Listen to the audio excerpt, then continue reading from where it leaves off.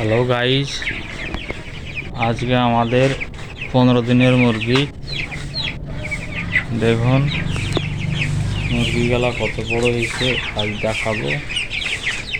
তো 15 দিনের মুরগি কেমন হয় দেখুন।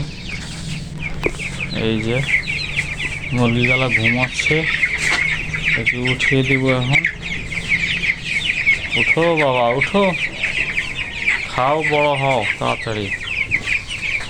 50টা মুরগি আছে, 50টা মুরগি দেখি কি হয়, লাভ হয় না লস হয় আপনাদের জানাবো। আপনারা সাথে থাকবেন। 50টা মুরগিতে কি হয়, কত কি লাভ হয় লস হয়, ফিডের দাম কত, সব কিছু বিস্তারিত জানাবো। ঘুমাচ্ছে বেশি, সেজন্য নাড়াচাড়া দিয়ে উঠাচ্ছি।